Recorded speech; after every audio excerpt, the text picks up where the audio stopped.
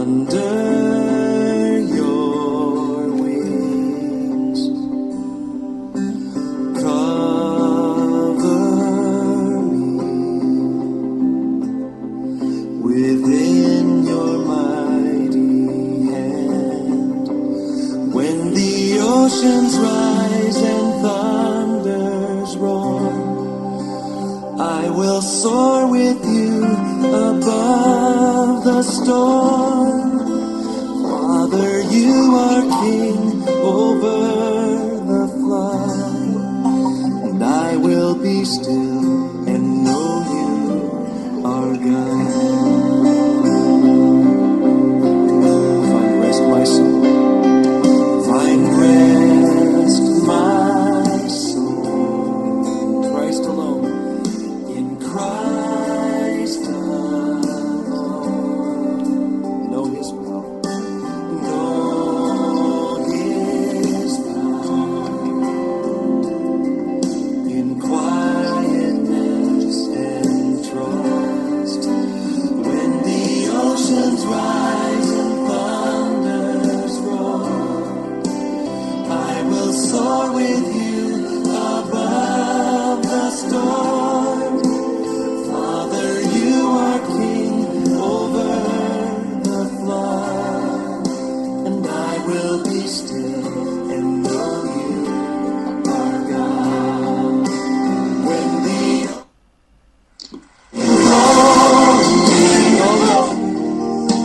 together in your presence,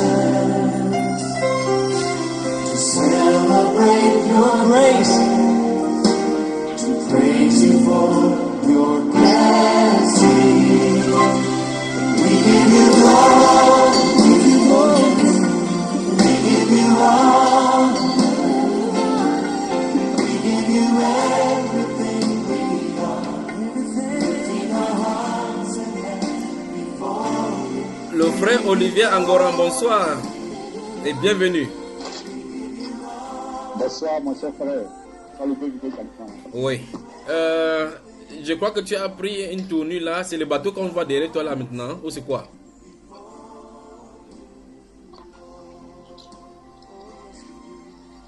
Tu es où? Tu es à Port-Boué? Ou bien? Comment mon frère? Que le Seigneur te bénisse. La sœur Kelly, bonsoir.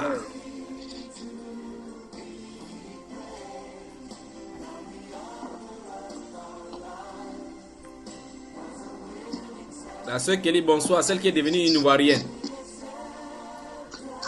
Bonsoir. Ça va?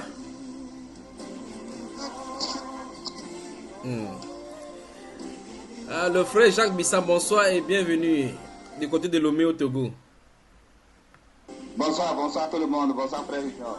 Donc j'ai une forte pluie ici. Donc si vous entendez le bruit là, il pleut vraiment abondamment ici. Alors pour l'occasion, j'ai préparé ma torche. Au cas où il pleut, si ça coupe de la lumière là, je vais allumer la torche. Donc on va travailler. La sœur Assetou, bonsoir. Bonsoir, frère Seigneur. Comment vous allez?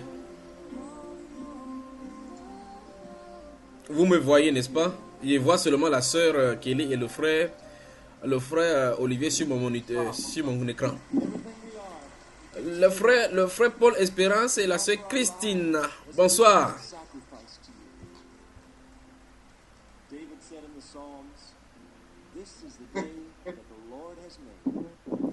Il pleut aussi chez vous.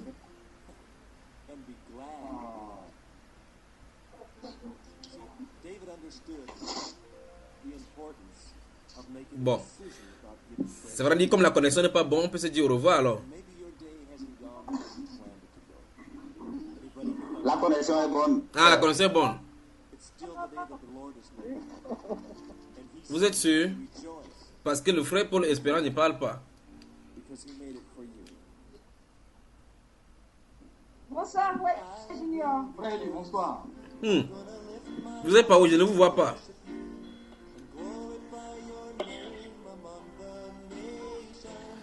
non, Seigneur, il a plu. Il pleut aussi chez vous, n'est-ce pas? Non, toujours. Quand il a plu, j'ai claqué un peu la famille. Ok. Le frère Madoché Kwame, bonsoir et bienvenue aussi. Ah non, frère, non, pas manger.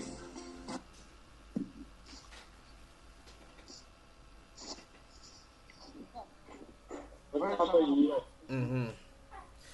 Es-tu dans une position où la connexion est aussi bonne? Allô?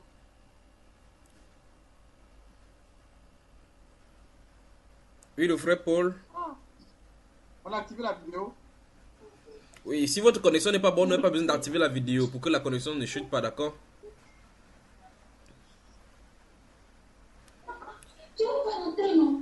Avec ces décalages, je ne sais pas si on pourra vraiment travailler aujourd'hui. Le frère Jacques, tu m'entends? Oui, j'entends, frère, j'entends. Le frère Olivier, tu m'entends? Oui, je vous entends, frère. Oui, je t'entends. La sœur, c'est que tu m'entends également? Oui, frère, je t'entends bien. Maintenant, vous entendez la pluie là aussi? Oui. Donc, quand ça tombe chez moi, là, vous entendez, n'est-ce pas? Allô?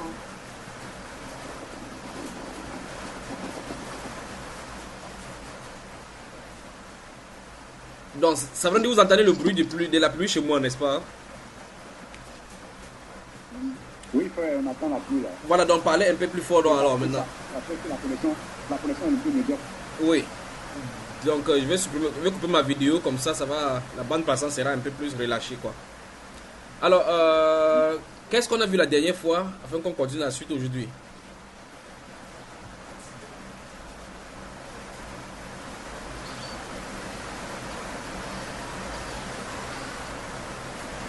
Oui, on entend. Oui.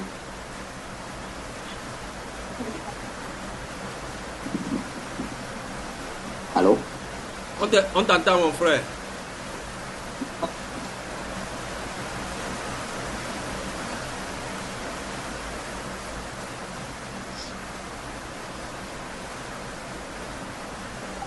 Alors, je peux...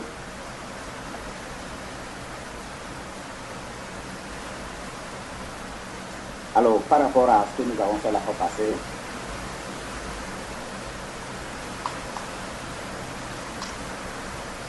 passée, nous avons vu une vidéo par rapport à un homme de Dieu, un ancien homme de Dieu. Il s'appelait Richard. Il a fait 25 ans de ministère. Actuellement, à l'époque où nous avons son témoignage, il avait 51 ans. Donc, selon lui, dans cette vidéo, il disait qu'il aimait vraiment le Seigneur Jésus. Et pendant qu'il leur manifestait, il faisait son ministère. Il aimait le Seigneur Jésus, le Saint-Esprit, le Père. Mais seulement il avait une blessure profonde en lui. Mais il ne savait pas ce que c'était. Cette blessure-là se manifestait par une certaine... ça se manifestait du fait qu'il ne pouvait pas garder l'intimité de communication avec les personnes les plus proches de lui, Oui. surtout avec son épouse Oui. et ses enfants. Et il manifestait ça parfois par la colère. Et puis il criait aussi beaucoup. Il s'est retrouvé un jour en Afrique. Et puis un jour il priait. Pendant sa prière, il a eu une vision. Et au cours de cette vision, il se retrouvait à l'époque de notre Seigneur Jésus-Christ, pendant au moment où on le crucifiait. Oui. Donc il était à gauche de Jésus et le Seigneur Jésus était à sa droite. Maintenant, il a prié et puis le Seigneur Jésus-Christ lui a parlé. Le Seigneur Jésus-Christ lui a parlé. Maintenant, Jésus lui a dit que son problème, c'est qu'il a la haine envers sa mère. Oui. Et qu'il lui a mis au monde. Et il s'est séparé de lui à sa naissance. Et puis, en ce moment, il a compris que son mal, c'est qu'il avait peur du rejet, parce qu'il n'avait connu sa mère. Son cœur a dit que ce soit, même à son épouse. Et Jésus lui a parlé encore, il lui a dit aussi que la haine qu'il avait envers sa mère, Marie, et la mère de Jésus. Oui. Donc le Seigneur Jésus lui a parlé, il a dit qu'il avait aussi la haine envers sa mère Jésus. Donc c'est là qu'il a compris que la transformation, il avait besoin de la transformation. Et la transformation de l'amertume en miséricorde, ça devait se faire à travers Marie. Il a ressenti pour la première fois dans sa vie qu'il pouvait aimer avec un amour plein de tendresse et de bonté, de douceur. Et c'était comme une guérison qui dépassait même une guérison physique. Donc il a aussi entendu le Seigneur Jésus lui parler. Et il lui a dit qu'il partage sa mère, Marie, avec lui. Bon, là, il savait que Marie était la solution à son problème. Donc c'est alors que lui et Marie, ils se sont acceptés et tout a bouleversé sa vie et celle de sa famille. Donc ils ont commencé à prier comme il le fallait. Il a compris que Jésus n'est pas simplement une tête, il a un corps dont Marie est le cou.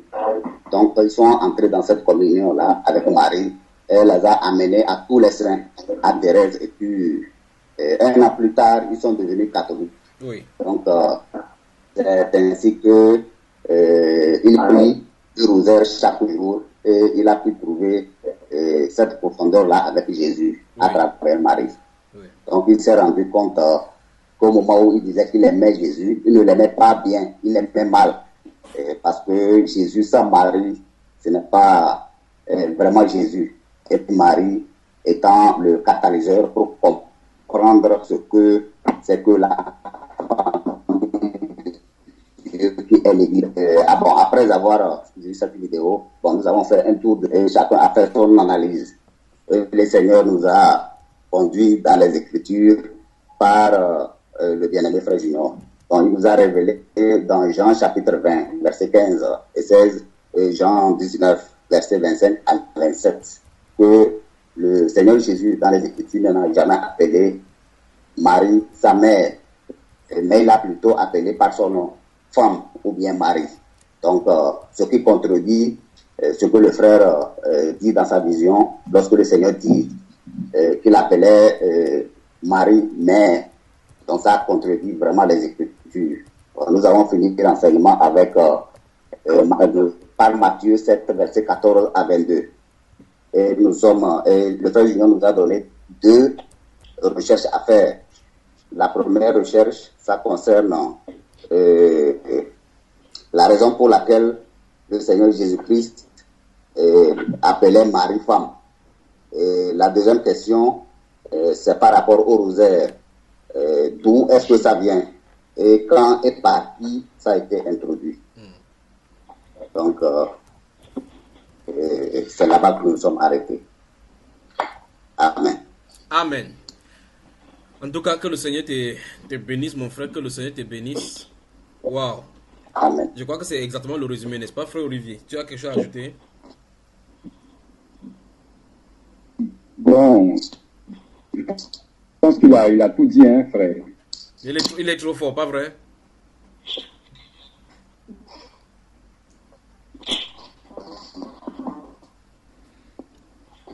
Il a tout dit concernant le résumé de ce qu'on a vu la dernière fois. Allô? Oui. Oui. Est-ce que vous m'entendez? C'est un Oui, souci. on comprend, frère. Voilà, comme je disais en fait que le frère, effectivement, c'est le résumé de ce qu'on a vu la dernière fois. Le frère, effectivement, a tout bien dit. Voilà, c'est ce que je peux dire. Voilà. Donc,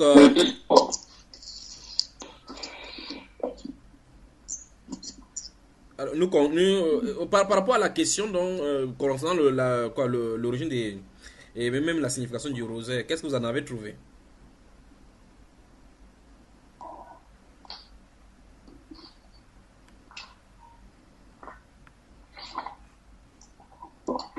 par rapport au rosaire, alors par rapport au rosaire, bon, j'ai trouvé que c'est une tradition de l'Église catholique. Oui. Donc, c'était une tradition de l'Église catholique. Et c'est une tradition qui réunit beaucoup de croyants de l'Église catholique. Oui. Et puis, donc, ça a commencé par le frère, comment l'appelle-t-on, Domingo Guzman, Oui. qui a commencé par publier, je ne sais pas, qui a commencé par officialiser le rosaire Oui. vers le XIIe siècle. Oui. Vers le XIIe siècle. C'est un prêtre espagnol. Oui. Donc, il s'était installé au sud de la France afin de pouvoir convertir les personnes qui se sont éloignées de l'Église. Donc, lorsqu'il s'est installé là-bas, le péché qui augmentait. Et il y avait beaucoup de péchés au sein de l'Église. C'est là qu'il a décidé d'aller dans une forêt pour pouvoir prier. Et il a eu l'apparition de Marie Posité. Donc, quand il est retourné de la forêt, il a réuni les gens afin de leur faire part de cette découverte. Maintenant, au moment où il est en train de parler, il y a eu une grande tempête qui s'est abattue sur dans cet endroit. Il a commencé par réciter le rosaire et la tempête a cessé. Donc, quand ça a cessé, il a continué cette pratique-là plusieurs années. Donc, Marie a continué aussi de le apparaître. Et puis, il s'est un jour, il a fait un discours au niveau de l'église de Notre-Dame.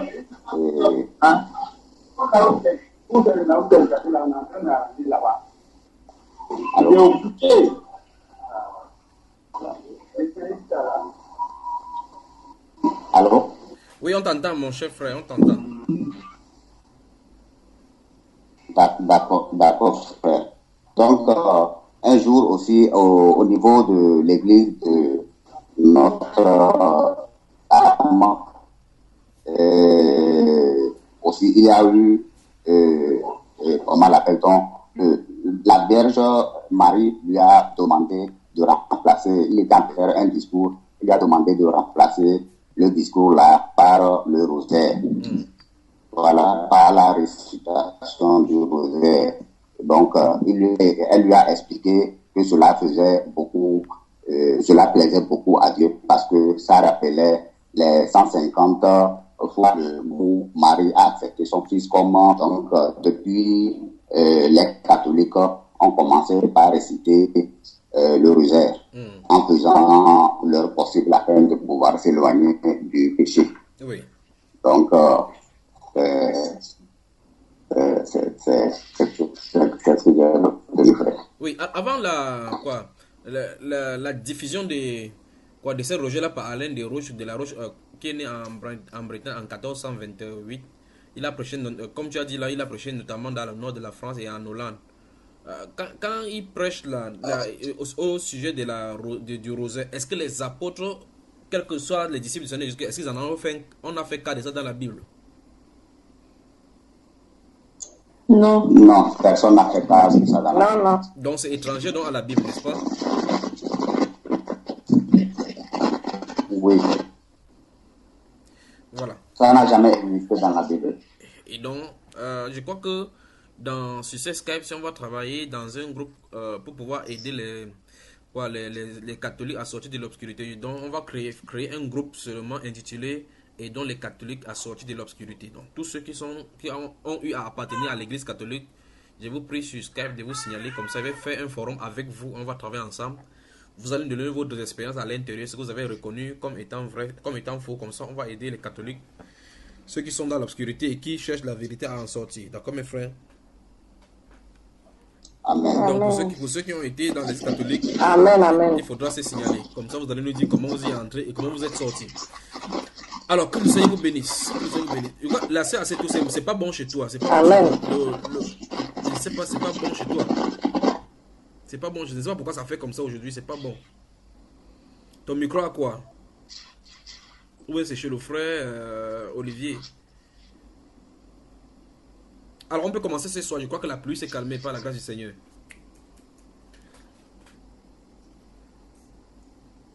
On peut commencer. Oui, frère, on peut commencer. Voilà. Le frère Amen. Jean-Didier quoi dit bonsoir. Ce n'est pas évident avec votre connexion ici, c'est terrible.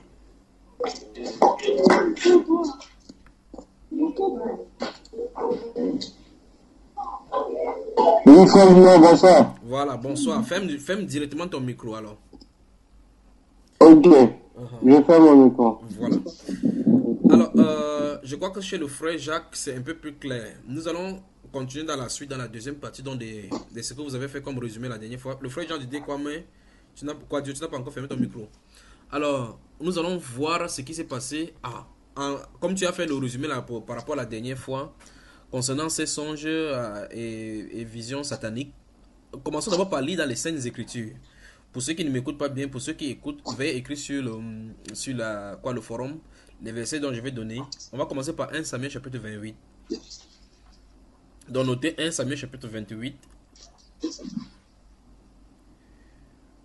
Par la suite, vous notez également Deutéronome chapitre 18. Je vais juste vous donner les chapitres, pas les versets. Et comme ça, on pourra voir les versets plus tard. Deutéronome chapitre 18. 1 Samuel chapitre 28. Actes des Apôtres chapitre 16. Actes des Apôtres chapitre 16.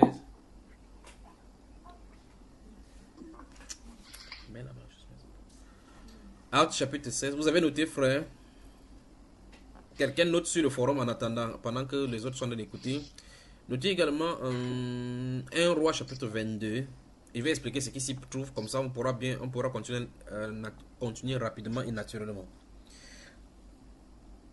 On continue. Oui. Oui, frère. Notez Actes chapitre 2.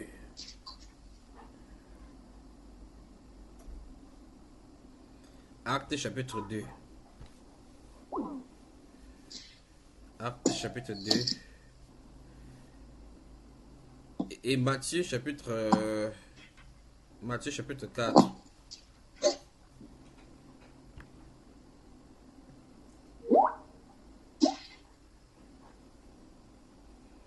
Matthieu chapitre 4.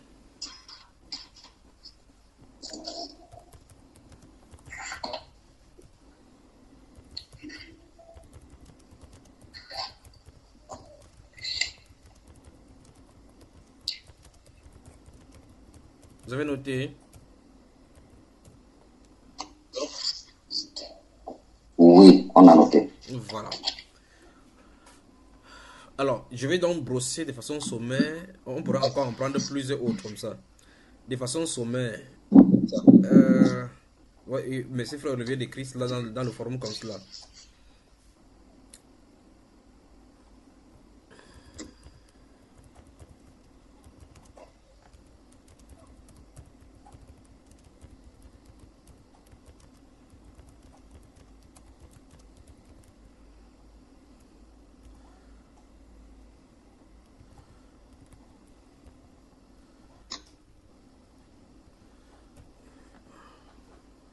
Tu n'as pas encore noté totalement, frère Olivier?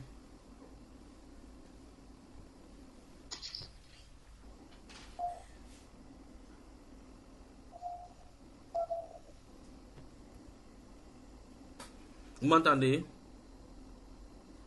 Chef frère. Oui, chef, est-ce que tu peux revenir un peu sur les versets là? Donc, vous n'avez pas suivi, c'est ça?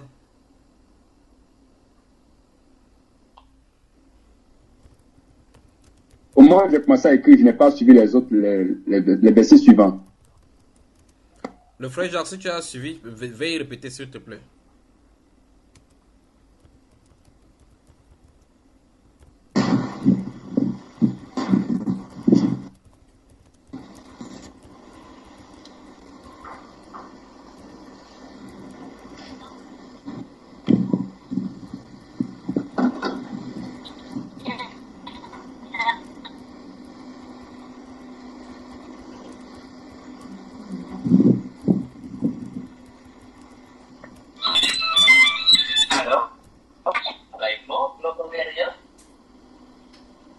voyez, c'est désagréable ça.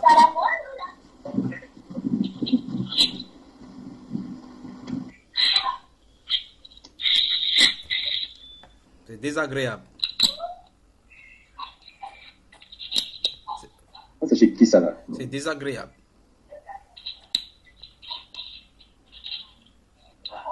Pagnaoui.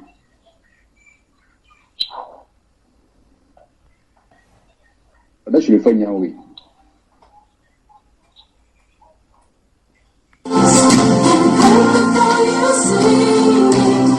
The sacrifice of praise, so I will rejoice. I'm gonna lift my voice and worship you and glorify your name among the nations.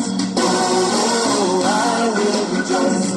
In everything I will give thanks to you, for you have been my help and my salvation. I will rejoice. Oh, I will rejoice. I'm gonna lift my voice and worship you, glorify your name among the nations. Oh, I will rejoice. In everything I will give thanks to you, for you have been my help and my salvation. Oh, what a glorious God. Oh, what a powerful Savior. All creation cries out around you. Holy is the Lord. Oh, what a glorious God. Oh, what a powerful Savior. Mercy, grace, and goodness around you. Oh, what a glorious God. Oh, what a glorious God. You speak with a voice like a crashing cymbal. Oh, what a glorious God. Stretch forth your hand and the whole world trembles. Oh, what a glorious God. Oh, what a glorious God. Oh, what a powerful Savior. All creation cries out around you. Holy is the Lord. Oh, what a glorious God. Oh, what a powerful Savior. Mercy, grace, and goodness around you. Oh, what a glorious God. Oh, what a glorious God. You rose from the dead to redeem your people. Oh, what a glorious God. Give us the strength and we soar like eagles. Oh, what a glorious God. Oh, what a glorious God. Oh, what a powerful Savior. All creation cries out around you. Holy is the Lord. Oh, what a glorious God. Oh, what a powerful Savior. Mercy, grace, and goodness around you. Oh, what a glorious God. Oh, what a glorious God. On peut continuer.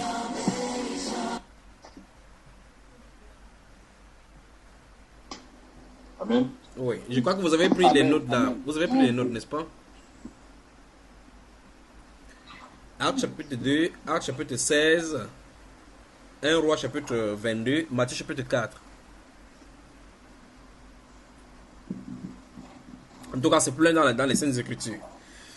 Alors, en commençant dans le livre de 1 Samuel chapitre 28, parce que si vous demandez de lire là, on va traîner ici. Je vais simplement vous expliquer. Chaque fois, si vous ne m'écoutez pas, dites, écrivez tout simplement sur le forum que vous n'écoutez pas, d'accord? J'ose croire que vous en allez m'entendre. Comme vous n'avez pas votre vidéo, donc je ne peux pas savoir si vous êtes en train de m'entendre ou pas. Donc je crois que si la connexion est bonne, on ne pourra pas continuer parce que je risque de me répéter plusieurs fois. Je ne sais pas si vous m'entendez. Je ne vois pas votre caméra et je ne vous entends pas. Donc par conséquent, je ne sais pas si vous m'entendez bien. On t'entend, frère. Alors dans 1 Samuel chapitre 28, la Bible raconte l'histoire du roi Saül qui est allé chez la sorcière d'Andor. Et la sorcière d'Andor, par ses chimères, va faire monter le prophète Samuel qui était mort depuis pour demander l'issue de la guerre. Parce que la Bible déclare qu'il ne parvenait pas à être contacté par les prophètes. Dieu ne lui répondait pas par les prophètes, ni par l'Urim, ni par Thummim. Or, il avait fait détruire tous les sorciers et tous ceux qui évoquaient les morts dans le pays. Mais il y en avait quand même quelques-uns qui étaient cachés. Il va donc se déguiser, donc prendre ses serviteurs et aller chercher cette femme-là pour chercher l'issue de la guerre qu'il avait à livrer. Le point où je vous amène, c'est que Cette femme-là a pu passer. Quelqu'un a un micro ouvert. Cette femme-là a pu par les chimères qu'il a pu faire, les actes de magie, convoquer un mort, l'esprit des morts et parler. Et l'esprit, la façon dont le Saint-Esprit parle là-bas dans le livre de 1 Samuel chapitre 28, il est question que lorsque cette femme-là a vu la personne qui remontait de la terre, elle a crié. La Bible déclare qu'elle a poussé un grand cri. Et la Bible déclare que Saül demanda à la femme de lui dire ce qu'elle voit. Alors, voilà le point, je veux qu'on travaille. Quand la femme demande, quand le roi Saül demande à la femme de lui dire ce qu'elle voit, ça suppose que dans la présence où il travaillait, seule la femme voyait la présence. C'est là où je veux vous emmener. Ouvrez donc 1 Samuel chapitre 28, donc rapidement on liste là.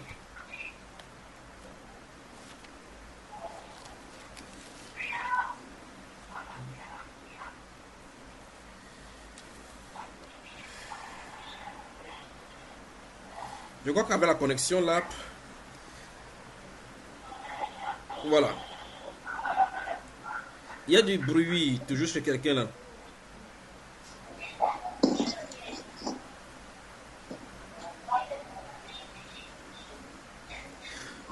Qui peut lire le verset 11, 12 et 13?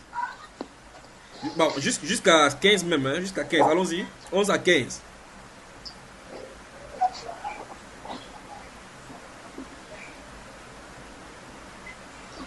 Verset 11 à 15.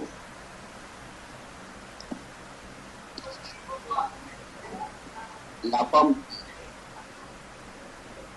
qui veux-tu que je te fasse mon cœur?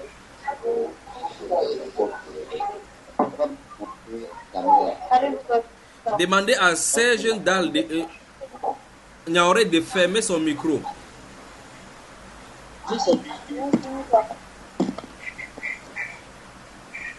Alors, c'est pas entendu.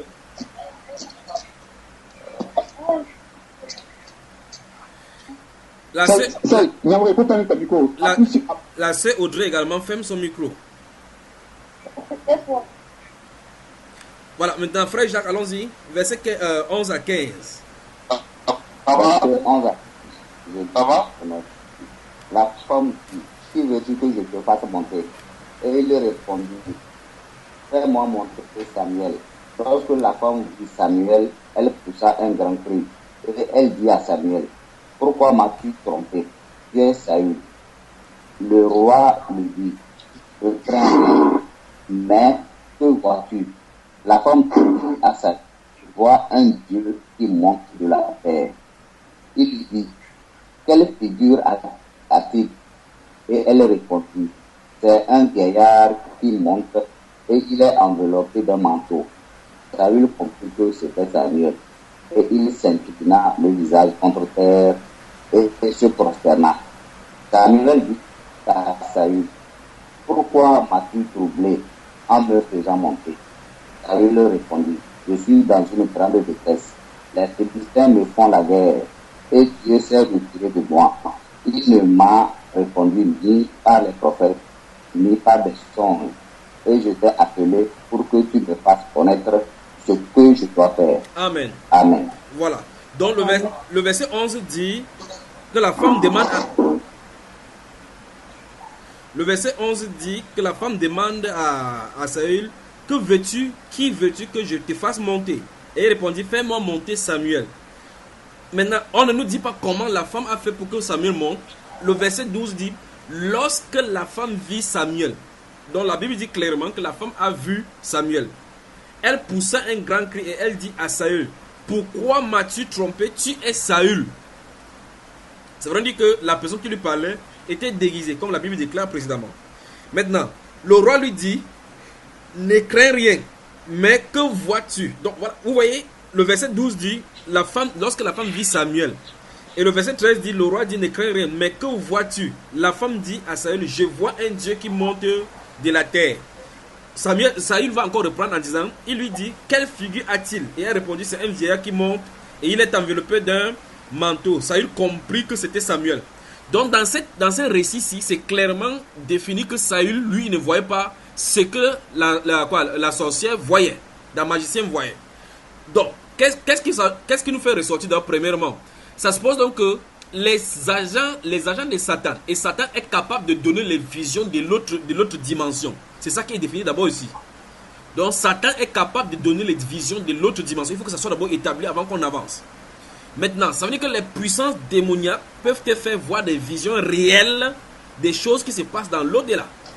Ils peuvent te faire voir des visions réelles, puisqu'il y a des gens qui ont des expériences surnaturelles dans le voyage astral, d'autres qui quittent leur corps et vivent le monde réel, d'autres qui partent dans les eaux et vivent, d'autres qui ont des doubles vies, vivent en collaboration avec les démons, sont conscients des deux mondes, vivent ce qu'on appelle le dédoublement. D'autres peuvent se déplacer de la Côte d'Ivoire vers l'Afrique du Sud sans utiliser l'avion. D'autres partent au Bénin, ils peuvent disparaître, ils ont des nattes secrètes et des nattes qui peuvent monter là-dessus et disparaissent.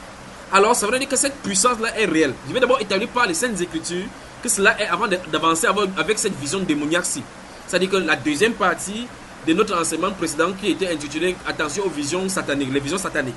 Or, le corps de Christ est justement infesté. Le milieu chrétien et ecclésiastique est infesté par ce style de vision.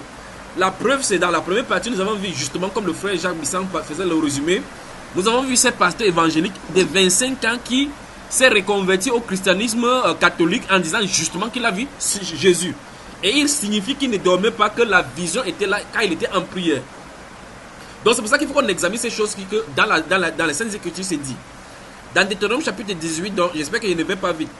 Dans Deutéronome chapitre 18, nous voyons effectivement comment Dieu, à partir du verset 9, va interdire qu'on ne trouve chez toi ni personne qui fasse passer son fils et sa fille par le feu, de ceux qui exercent les métiers des divins, qui sont de l'avenir, ainsi de ceux qui parlent avec les esprits. Donc la communication avec les esprits démoniaques est possible et c'est réel dans nos vies. Si quelqu'un essaie de dire que ce n'est pas prouvé, c'est que celui-là est né dans un autre monde autre que le nôtre. Alors les Saintes Écritures présentent donc justement que Satan est assez puissant pour pouvoir octroyer des visions aux gens. Dans Matthieu chapitre 4, dans le Matthieu chapitre 4, nous allons voir l'une de ces façons de faire. Je vais de les brosser rapidement, vous aurez le temps de consulter. L'une de ces façons de faire, c'est lui qui transporte Jésus sur une haute montagne et il lui présente tous les royaumes de la terre avec leur gloire, dit la Bible.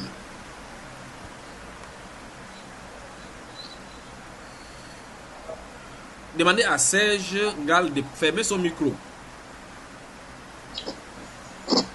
Ah bon? Ça va? Oh. Ça va? Seigneur, oui. Ton micro n'est pas fermé, c'est pourquoi on peut parler. Il faut cliquer sur le bouton, il y a l'icône du micro là, sur l'écran là, il faut cliquer là-dessus, ça c'est fermer ton micro. Ah, ça va?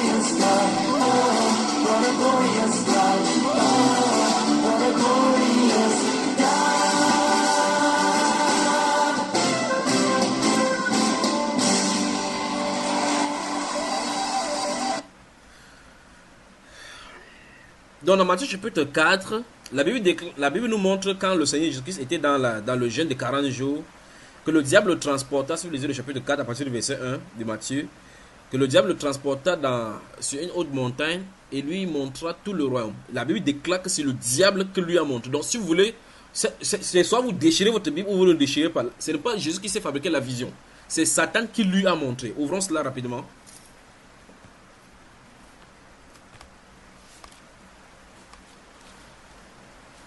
Donc, ce n'est pas le fait que vous allez voir une vision en disant que quelqu'un s'est présenté à l'intérieur de la vision en disant que je suis Jésus, celui qui est mort à la croix pour vous.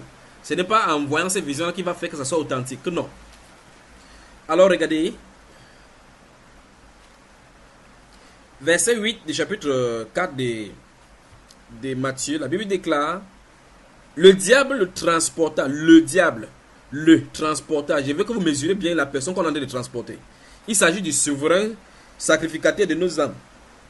celui qui expie nos péchés, le rédempteur, le créateur. On dit le Satan le transporta. Donc, a mis avis au pasteur, donc il met les mains gauches dans la poche, en se pavant la poitrine en disant que le diable ne peut rien me faire là. Celui-ci qu'on transporte là, c'est le Seigneur Jésus-Christ, notre sauveur, notre souverain. Celui qui est mort et ressuscité pour notre justification. C'est de lui dont il est question ici que il a été transporté par le diable. Le frère Paul Espérance, tu vois cela, n'est-ce pas? Dans ta Bible également. Voilà. Alors la Bible déclare dans le verset 8 que le diable le transporta encore sur une montagne très élevée. C'est ça qui est écrit, n'est-ce pas? Voilà. C'est ça, oui. Lui montra. Vous voyez? On dit lui montra. Donc c'est le diable qui lui a montré. Lui montra tous les royaumes du monde et leur gloire. Donc Jésus a eu la vision même de la Côte d'Ivoire venant du diable. La vision du Cameroun, de la France, du Bénin, ainsi de suite. Parce que la Bible a dit tous les royaumes du monde et leur gloire.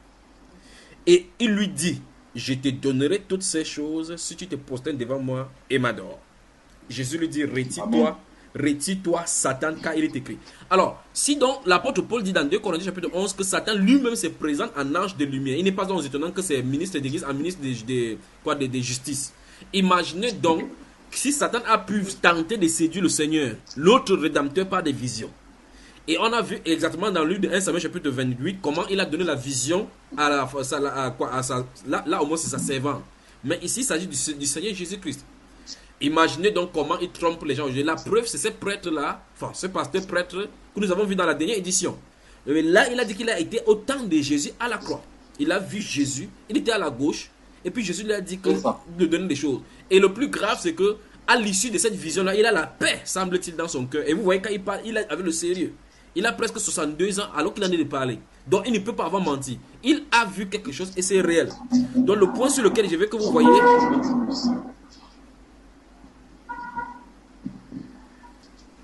Le point sur lequel je veux que vous voyez, que vous observez, c'est qu'en réalité, cette personne qui raconte ces choses-là voit effectivement quelque chose. Donc, ce n'est pas un mensonge. Les trois enfants qui racontent en octobre 1977, je crois qu'en 1780, si ma mémoire est bonne, l'histoire de l'apparition de Fatima, avec les différents mystères de Fatima, elles ont vu des choses qu'ils ont racontées aux archevêques. Et on a acheminé au pape avec les mystères de Fatima, qu'on a gardé jusqu'à aujourd'hui par rapport à la transformation du Vatican. Elles ont vu des choses. L'apparition de la Vierge Marie dans différentes facettes du monde, elles ont vu des choses. Des gens ont vu effectivement des choses, des esprits, mais des esprits déguisés.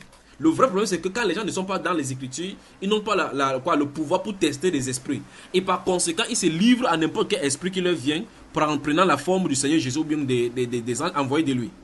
Je ne sais pas si vous me suivez. Donc ce soir, je veux que nous continuions dans cette deuxième partie de attention aux visions sataniques et diaboliques. Mais tout au moins, souvenez-vous que les visions également viennent de Dieu. Parce que si vous lisez Ézéchiel, enfin, toutes les parties de la Bible ici, la majorité partie de la Bible est donnée par les visions. Abraham va être appelé par Dieu en disant, sors dans Genèse chapitre 15, on va dire que qu'est-ce que tu vois? Il va voir les étoiles au ciel dans les firmaments. Quand Moïse s'est tourné dans le livre d'Exode chapitre 3, il a vu dans cette grande vision-là, le feu qui brûlait et ne consumait pas. Donc la Bible même est constituée par des révélations, des visions. Mais ce que vous devez savoir, c'est qu'il y a des visions venant de Dieu et des visions venant de Satan. Il ne faut pas négliger Satan dans ces visions-là. Maintenant, Dieu nous a donné le juste mesure. C'est pour cela qu'au sorti de ceci, à l'issue de ce travail-ci, on va voir donc maintenant comment savoir distinguer les visions qui viennent de Satan et ce qui vient de Dieu. C'est sur cette base-là qu'on ne doit pas se laisser tromper. Et beaucoup de chrétiens, à l'heure où nous parlons maintenant, sont séduits par des visions sataniques sans s'en rendre compte. Voici donc pourquoi nous allons avoir besoin des Saintes Écritures pour nous conduire. Alors nous avons commencé dans 1 Samuel chapitre 28, nous avons vu comment une femme sorcière a vu la vision d'un homme de Dieu montant de la terre. Et cet homme-là effectivement était réel. Et il a donné des prophéties qui devaient s'accomplir. Et ça s'est accompli. Dieu leur avait interdit cette pratique-là dans Deutéronome 18 qu'il vous a donné et dans toutes les autres choses, Lévitique et autres, dans le Nord. Il les avait interdit la pratique de la divination. Et cette pratique de la divination n'est pas venue avec la Bible. Longtemps avant, ça s'est pratiqué. Parce que si vous lisez Genèse chapitre 45, Joseph dit, lorsqu'il avait mis la coupe dans le sang de ses frères, quand ils vont reprendre cette coupe-là, ils vont dire, ne savez-vous pas qu'un homme comme moi a le pouvoir de deviner? Donc la divination était déjà à cette époque-là, courant dans le royaume mésopotamien et le royaume pharaonique. Donc, pour tous ceux qui connaissent l'égyptologue, on voit effectivement qu'ils étaient conduits par le dieu Ra-Thor et tous les autres, Memphis et autres là. On voit effectivement qu'ils croyaient à des divinités. Et effectivement, c'était réel. Dans la période de la civilisation grecque, on parle de Jupiter, de Vénus, Zeus et toutes les autres divinités, et dont la Bible parle qu'ils étaient fameux dans l'Antiquité. Ce sont ces divinités-là, c'est-à-dire les démons qui ont pris la forme au milieu des hommes pour se faire adorer. Alors, c'est la soif de la sensation. Maintenant, quand la science a fait obstruction à la vie surnaturelle, les gens sont en quête de surnaturel et se laissent séduire par n'importe quel type d'esprit qui vient maintenant. La plus grande séduction de tout cela se trouve en milieu religieux. Donc c'est un milieu religieux, c'est-à-dire un milieu chrétien que nous devons examiner ceci. Parce que Jésus a dit, notre Seigneur, dans Matthieu 24, qu'on se garde d'être séduit, parce que plusieurs viendront sous son nom. Et diront que c'est moi. Et ils vont séduire plusieurs. La Bible déclare que plusieurs faux prophètes vont se lever. Et ils vont séduire plusieurs. Apôtre Paul avait parlé, dans le livre de Colossiens chapitre 2, il dit qu'on prenne garde que personne, pas sous un culte étranger des anges et autres là-bas, en s'abandonnant à ces visions. Vous voyez cela? Ne vous ravez au gré à cause de la cause. Ça veut dire que les gens vont avoir les visions des anges. Mais les anges, ce sont les anges déchus. C'est ce que l'apôtre Paul présente dans Colossiens chapitre 2 dont je vais les citer. Il dit que personne... Allons-y là-bas, ouvrez rapidement. Colossiens chapitre 2. Rapidement. Ils sont allés brosser comme ça à cause de la pluie, à cause des intempéries, à cause de la connexion. C'est pour ça qu'il va vite. Donc, veuillez me pardonner. Voilà. Regardez, chapitre 2 de Colossiens. Je sais pas si vous y êtes. Amen. Voilà. Colossiens chapitre 2. Si vous entendez, veuillez écrire là-bas parce qu'il y a des gens qui n'entendent pas bien mon langage. Ils disent que je bavard vite. Alors, vous écrivez seulement tout sur le forum. Colossiens chapitre 2, verset 18 dit qu'aucun homme sous une apparence d'humilité. Vous avez vu cela? Vous avez vu l'apparence de cet homme qu'il avait la dernière fois. Et les prochaines vidéos que nous allons jouer, vous allez voir effectivement de quoi il est question. Qu'aucun homme sous une apparence d'humilité et par un culte des anges ne vous ravisse à son gré le prix de la course, tandis qu'il s'abandonne à ses visions et qu'il est enflé d'un vain orgueil par ses pensées charnelles. Donc ça dit que si les gens ne sont pas scripturalement nés de nouveau, s'ils ne sont pas contrôlés par le Saint-Esprit, ils seront séduits par des anges, et même s'ils auront l'apparence de l'humilité, ils vont vous ravir la vedette. Ils vont vous ravir, et c'est par la chair que le démon va se traduire son enseignement. Et c'est ce que la Bible déclare dans 1 Timothée et 2 Timothée, que les gens vont venir par des doctrines des démons. Vous voyez, si les gens viennent par des doctrines des démons, ce sont les gens qui auront des révélations, des visions. Amen.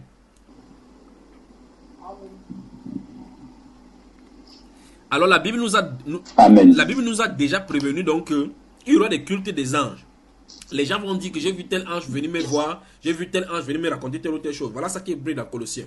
Et dans ce même livre de Colossiens, la Bible déclare que sans s'abandonner au Christ, sans s'attacher au Christ, au Christ, dans tout l'édifice tisse à son accroissement. Tout ce que vous faites là-bas, c'est zéro. La philosophie des hommes et tout cela, c'est Christ qui est la tête. Maintenant, Christ a donc à sa façon de se révéler. Je suis en train de continuer dans les versets dont je vous ai donné. La promesse du Saint-Esprit est donnée dans Actes des Apôtres chapitre 2 lorsque l'apôtre Pierre cite Joël en disant qu'au dernier jour, je déverserai mon esprit sur toutes chez vos fils et vos filles prophétiseront. Vos jeunes gens auront des visions. Donc effectivement, c'est prévu qu'il y ait des visions. Mais la vision, cette vision-là, pour que ça soit bien contrôlé, il faut que vous soyez à même de dire si oui ou non vous êtes baptisé du Saint-Esprit. Parce que les visions qui viennent par le Saint-Esprit sont faites pour la direction dans l'église, la direction dans notre environnement. Maintenant, les visions qui viennent de Satan ont pour but de séduire. Parce que même si cela est vrai, même si ça révèle les choses vraies, le but final pour lui, ce sera de t'amener dans son royaume. Or, le Seigneur, dans sa préscience, quand il donne les visions, c'est pour coordonner la bonne marche de son royaume. Donc, vous voyez que chaque personne de ces deux entités-là travaille pour la marche de son royaume.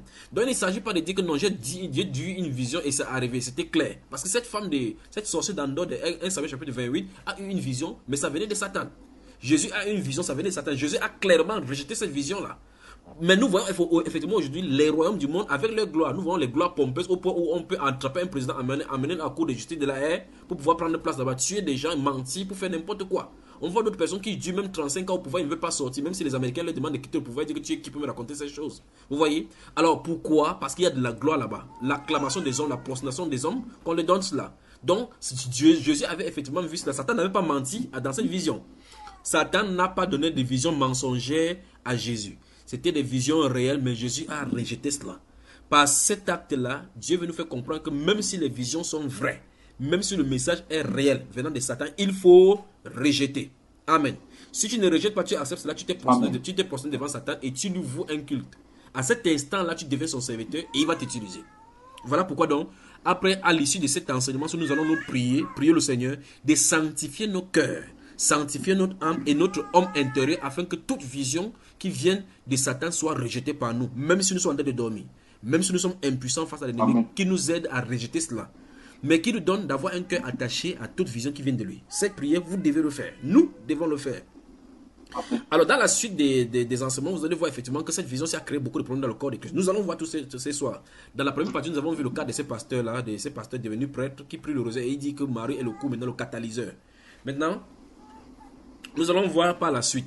Je continue dans le développement. Dans Actes chapitre 16, nous voyons une femme encore qui, dans Actes chapitre 16, quand l'apôtre Paul dit qu'ils attendent, lorsqu'ils allaient au lieu de prière, ils ont vu une femme qui, en devinant, procurait un grand gain à son maître. Cette femme-là était d'abord longtemps. Elle ne pouvait pas être là longtemps. Elle dit des bonnes aventures. Et on dit qu'elle procurait un grand gain. Ça suppose que ce qu'elle disait, c'est réalisé. Ce qu'elle disait était bien au point où les gens, on pouvait la recommander. Quand les gens entraient dans cette ville-là, les gens avaient des problèmes de situation et pouvaient y aller. Pour les amateurs de l'Apocalypse de fin du monde 2012, avec les histoires de Maya, vous avez suivi tout ce qui s'est passé là-bas sur Internet avec la prophétie des papes de Malachie, et ainsi de suite avec les prophéties de Maya sur les 13 crânes qui seront réunis à un moment donné et un message va venir pour l'humanité. Vous voyez qu'on a déjà découvert presque 7 crânes. Pourtant, ce sont les prophéties qui sont écrites depuis longtemps. Et ces 7 crânes-là en cristal sont réunis quelque part. Ce sont des choses réelles. Donc Satan a ce plan qui révèle à ses serviteurs. Lorsqu'on va voir un de ces crânes, on va dire, ok, voici le crâne de telle chose dont les prophéties de Maya, des oracles de Maya avaient parlé. Mais c'est dans un but précis pour amener les gens dans sa direction. De l'autre côté, Jésus est en train de travailler avec ses serviteurs. Nous voyons comment Jésus donne des visions à l'apôtre Pierre, les visions à l'apôtre Paul, les visions aux différents disciples. Étienne lui-même va avoir les visions au point de voir Jésus debout à la droite de Dieu, le Père, qui disait quoi? Que prends courage, bientôt, ainsi de suite, lorsqu'il sera lapidé. Donc vous voyez effectivement que dans les deux camps, il y a des visions. Je veux donc qu'on voit que dans les deux camps, il y a des visions. Quand vous allez chez un marabout et les gens vont écouter ceci en attestant, si vous avez été chez les marabouts, il y a des marabouts qui vous disent des choses qui sont vraies. Pourtant, vous ne connaissez pas. Comment ils font pour savoir? Il y a des agents de renseignement démoniaques à votre actif qui peuvent, par votre vie, même les médiums le font, ils peuvent regarder votre paume de main, à sentir la vibration vous concernant. Parce qu'il suffit de détecter votre cartographie spirituelle et votre signe géologique et puis ils sont déterminés. Quand on connaît votre âge de naissance, votre date de naissance exacte avec votre nom, on peut regarder votre configuration de votre naissance. À partir de là, on peut entrer dans votre vision du passé et coordonner la vision de votre vie futuriste. C'est ainsi que ça se passe. Or, vous voyez donc que toutes ces choses, de la même façon, ça se passe chez Dieu, de la même façon, ça se passe chez Satan. Dieu ne veut pas qu'on provoque des visions. Dieu ne veut pas qu'on aille vers des gens pour pouvoir avoir des visions. La vision, quand ça vient de Dieu, c'est lui qui décide quand il donne. Je ne sais pas si vous comprenez. Ceux qui travaillent dans la rose-croix savent de quoi il est question par rapport à la clairvoyance. Quand un rosicrucian est devant vous, quand ils sont chevronnés, quand vous parlez, ils déclenchent la clairvoyance pour voir dans votre corps spirituel si vous êtes assis. Si vous n'êtes pas assis dans le monde de l'esprit, il peut vous frapper sans que vous ne sachiez. Vous voyez pourquoi c'est dangereux de prendre la Bible, aller prêcher sans être envoyé. Si vous êtes envoyé par le Seigneur Jésus-Christ, il va sortir de son corps, vous ne serez même pas au courant, mais votre corps spirituel est couvert par la puissance du Saint-Esprit. Quand il sort, il est aveuglé, il rentre, à cet instant, il se calme, il comprend que devant lui, celui qui est envoyé est effectivement plus grand que celui qui est dans le monde. Alors, ce soir, nous continuons donc dans les visions sataniques et diaboliques en milieu chrétien, dans la deuxième partie. Dans 1 Roi chapitre 22, donc, nous allons voir encore l'histoire de Ramoth en Galate avec Josaphat et Akab. Je suis en train de réciter pour que vous allez aller lire ça là-bas. À Ramoth en Galate, nous allons voir un monsieur appelé Michée qui va aller confronter cette multitude de prophètes de Baal qui vont venir pour prophétiser qu'il faut que Akab monte à Ramoth en Galate, il va vaincre. Mais la Bible déclare que tous prophétisaient que tu auras la victoire. Mais de l'autre côté, Dieu nous présente effectivement qu'ils parlaient par l'esprit. Ils ont eu des visions.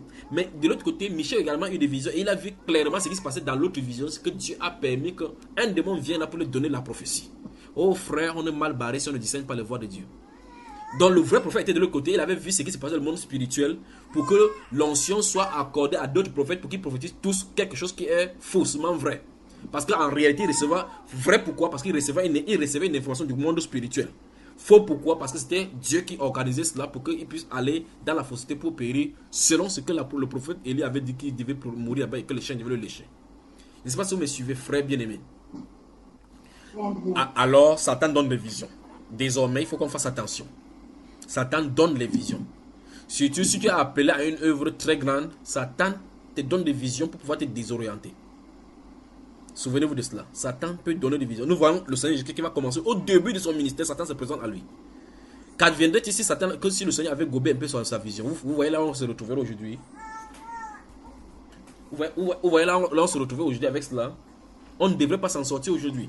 Mais le Seigneur Jésus nous a montré par la tentation qu'il se par la parole qu'il faut le vaincre. Il est écrit. Amen.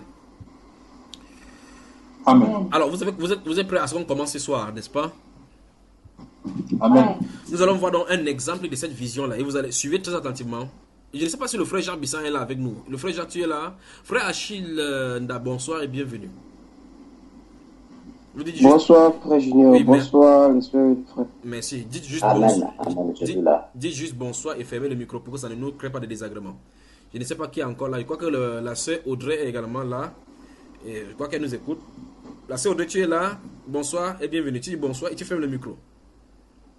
Sinon, on va vous envoyer là. Bonsoir, frère. Bonsoir à tous. Vous voyez que c'est le problème là-bas que tu crées maintenant au plateau. Sinon, tu vas aller à cour pénale. Ferme le micro. Voilà. Alors, nous allons voir une vidéo maintenant. Donc. Suivez attentivement. Vous allez voir mon écran à moi. Non. Vous parvenez à voir mon écran? Oui. On ne voit pas votre vidéo. Hein. Non, vous voyez l'écran. Qu'est-ce qui est sur votre écran? Vous voyez quoi? D'abord, pour qu'on continue. On voit cette dame. Les palmiers là. Vous voyez les palmiers? Moi, je vois monsieur. Voilà. Ça veut dire que la connexion de notre frère Espérance n'est pas encore bien stable. Donc, celui qui voit le monsieur, ça se peut que tu vois mon écran. Maintenant, écoutez très attentivement. Si vous n'écoutez pas, si vous n'entendez pas, vous me dites. Alors, on va y aller. C'est parti. Écoutez.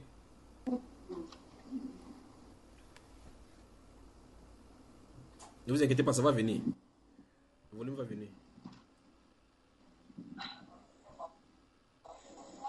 Quoi que ce soit, ça veut pas. On y va.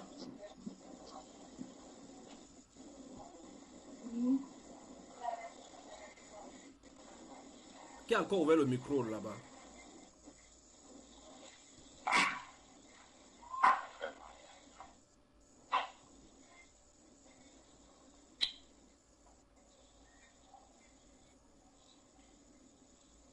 Bonjour, chers frères et sœurs en Christ. Vous n'allez pas croire ce que je vais vous dire aujourd'hui. Certains d'entre vous ont déjà dû voir mes vidéos sur Dailymotion et YouTube où j'accusais Shorakotu et pas que lui, où j'accusais d'autres personnes. Je vous prie d'écouter attentivement ce que je vais dire et vous analyserez de vous-même si ce que je dis vient du Seigneur ou pas. Hier soir, j'ai eu une apparition de Jésus, c'est-à-dire du Seigneur Jésus. Certains d'entre vous vont dire, ah, mais qu'est-ce qu'il raconte? Dieu m'a fait grâce, gloire à lui. Tout d'abord, avant de poursuivre, je vais remercier le Seigneur par sa force de ce qu'il a permis que je puisse être là aujourd'hui. Parce que j'ai vécu beaucoup de choses dans ce monde. J'ai vu des choses. J'ai eu des apparitions. Mais si je suis encore là, c'est grâce à lui.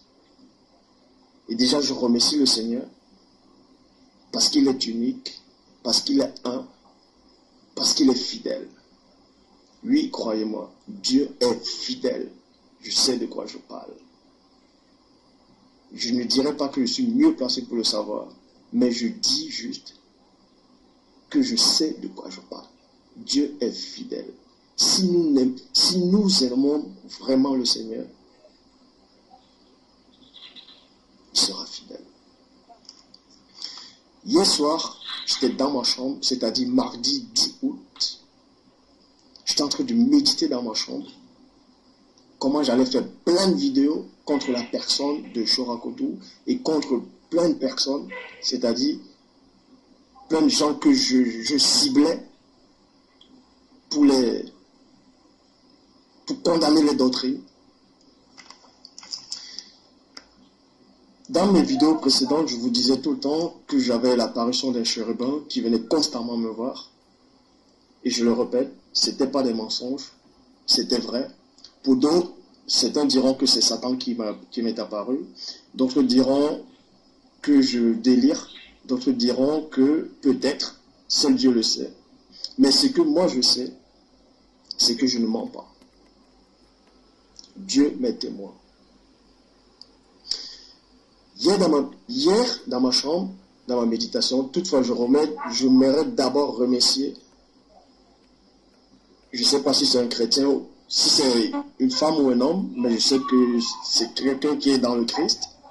Parce que quand j'écrivais dans mes prédications, c'est-à-dire dans mes vidéos, je parlais contre Chorakoto, contre sa doctrine, contre cette vision que vous avez dû voir. Il y a plein de chrétiens qui m'ont écrit. Il y a plein de chrétiens qui sont allés d'une manière forte. Et moi aussi, je les ai répondus ainsi. Mais toutefois dans le Seigneur, pas des injures. On n'a pas insulté. J'ai insulté personne, ils ne m'ont pas insulté. Mais il y a quelqu'un qui m'a beaucoup touché. Je ne sais pas si c'est une femme ou un homme, mais son nom, quand il m'écrivait, c'était Le Noir 2. Le Noir 2, je m'adresse déjà à toi avant de poursuivre. Je te remercie pour tes discours quand tu m'as dit d'aller voir le frère Chora comme un frère en Christ avec amour. Quand tu m'as dit cela, j'avais les larmes aux yeux. Oui, parce que je suis quelqu'un de très sensible. Je peux être orgueilleux spirituellement, mais très sensible. Je vais vous expliquer. Quand tu m'as dit ces choses, ça m'a beaucoup touché. Et j'ai beaucoup médité. J'étais en train de méditer, je méditais. Surtout quand tu as dit que Dieu est pitié de nous, que tu vas prier pour tout le monde. J'étais en train de méditer dans ma chambre. J'étais en train de penser, je pensais. Et soudain, vous n'allez pas me croire. Moi, je sais ce que j'ai vécu hier. Le Christ lui-même, dans sa vraie forme, m'est apparu dans la chambre, dans ma méditation. Vous pouvez voir mon visage, si je mens ou pas. Vous pouvez voir dans mes yeux. Je sais que Dieu vous a donné l'esprit de discernement pour savoir si quelqu'un ment ou si quelqu'un dit la vérité. Et vous pouvez même le voir à travers mon visage ou à travers mes paroles. Christ m'est apparu hier. Comment a eu lieu cette apparition? Parce que constamment, à chaque fois que j'ai peut-être une apparition, il y a une forme de lumière qui apparaît dans la chambre, comme des petits étincelles, à chaque fois. Et ça s'agrandit comme, je pourrais dire comme un trou noir. Et je me sens tout léger en même temps. Je me sens léger et direct, cette personne est devant moi. Donc en gros, je suis ravi en esprit. C'est en esprit que ça se passe. Hier, le Seigneur m'est apparu. Il brillait comme l'éclair. Quand je dis comme l'éclair, c'est pas quand vous voyez souvent quand il y a l'orage, quand l'éclair, la foudre descend sur la terre, c'est-à-dire quand la foudre est au ciel. Cette lumière qui dégage à une fraction de seconde, il est venu dans cet éclat. Il était immense. Et je savais que c'était le Christ. Parce que il n'avait pas besoin de me dire qu'il est le Christ. Je le savais. Parce que mon esprit le savait déjà. Mon esprit savait que c'était Christ. Et quand il m'a regardé, le temps s'est arrêté. Plus rien n'avait plus de sens. Je ne sentais plus rien.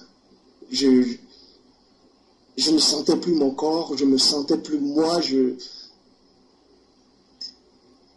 n'existais plus. Rien n'avait plus de sens pour moi. Tout s'est arrêté. Le temps, tout. Mes pensées se sont arrêtées. Mais ce que je peux faire demain ou est-ce que je dis je pourrais faire demain, tout ça n'avait plus de sens. Ça s'est arrêté. Et là, il m'a regardé droit dans les yeux. Et j'ai vu beaucoup de choses. À travers ses yeux, j'ai vu l'amour. J'ai vu le pardon. J'ai vu la compassion. J'ai vu la puissance. J'ai vu la grandeur. J'ai vu le jugement. Et il m'a regardé. Mon cœur battait. Je savais que c'était lui. Et du coup, il m'a dit, dis-le. Et je savais de quoi il dit. Je savais ce qu'il voulait que je dise. Mais je ne voulais pas le dire. Il me disait, dis-le.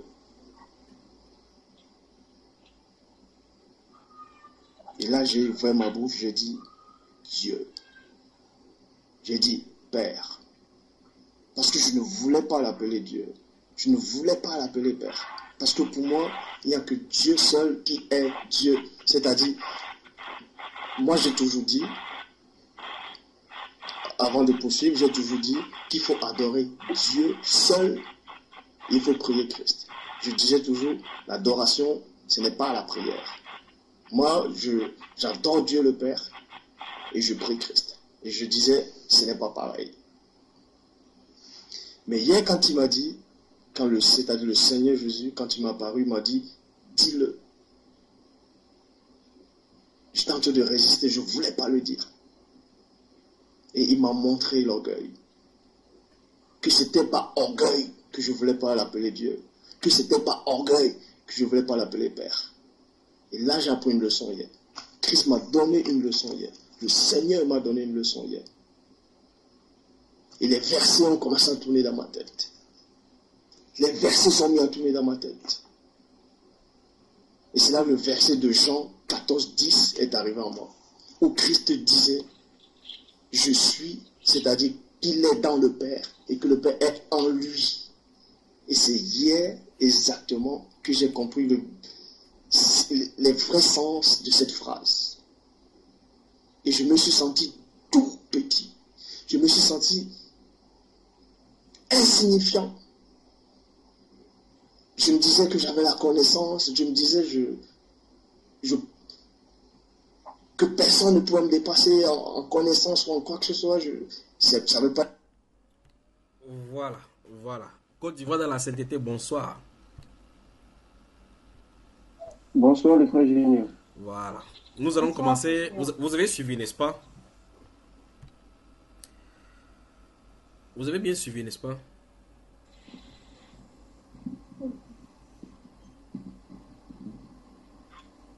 Oui, le frère Junior. Voilà, commentaire. Madoché, dès fermer ton micro. Je crois qu'il sera obligé de le supprimer là maintenant. Donc, il sera obligé de le supprimer là maintenant. Là. C'est pas prêt.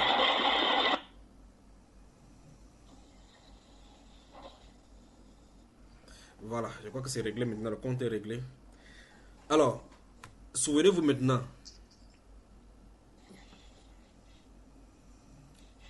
Des questions, des commentaires maintenant.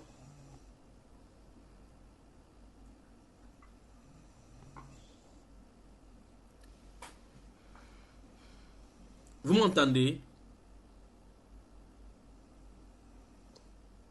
Oui, on t'entend, frère. Oui. On t'entend. Vous avez bien suivi ce que ce garçon a dit par rapport à la vision qu'il a eue, n'est-ce pas? Oui, amen. Vous avez remarqué que l'être qu'il a vu, il appelle Seigneur Jésus, n'est-ce pas? Oui. Vous avez entendu comment il parle de Dieu, Seigneur, Seigneur. Il parle même des frères en Christ, n'est-ce pas? Et il a bien dit que si vous avez l'esprit de discernement, et il sait que les gens ont l'esprit de discernement, on va voir dans son visage qu'il ne ment pas. Qu'il a vu Christ dans sa vraie forme. Et qu'il a reconnu, il pensait que d'après lui, il pensait qu'il était le frère d'or. Daigne fermer ton micro. Quand ça fait du bruit chez vous, il faut fermer le micro. Quand vous voulez parler, vous ouvrez pour parler. Alors, il dit qu'il pensait qu'il avait la connaissance, beaucoup de connaissances, que personne ne pouvait le dépasser. Souvenez-vous, il s'est fait appeler le deuxième né. il a assisté à la création même du monde. Donc il connaît tout ce qu'il a là. Donc normalement, avec l'essence même du premier-né du Fils Jésus-Christ, il n'a pas besoin d'apprendre quelque chose. Mais là, il dit clairement qu'il s'est senti tout petit. Il venait de comprendre le verset où Jésus dit qu'il est dans le Père. Ceci a une conséquence futuriste par rapport à d'autres vidéos. Si vous le connaissez très attentivement, vous allez voir maintenant qu'il ne parle plus du Seigneur, il ne parle plus de Dieu, c'est Loba. Maintenant, il n'y a plus du Seigneur. Il ne parle plus de Dieu, il ne parle plus du Seigneur, il parle seulement du Christ. Et il y a même d'autres noms maintenant qu'il a dû donner maintenant à cette entité que nous appelons le Seigneur Jésus-Christ de Nazareth. Donc voilà l'une des premières vidéos. Et vous voyez maintenant, il a dit effectivement que il a compris qu'il était orgueilleux. Orgueilleux spirituel, qui peut être orgueilleux spirituel. Et vous voyez, regardez du sérieux dont il est question maintenant dans sa vidéo. Et vous allez voir par la suite, lorsque nous allons mettre la prochaine vidéo. Et je vais vous dire quelque chose le concernant. Mais je ne sais pas si c'est ici parce que votre connaissance ne me permet pas bien de m'exprimer. Alors, je lance d'abord premier commentaire avant qu'on ne passe à la vidéo suivante.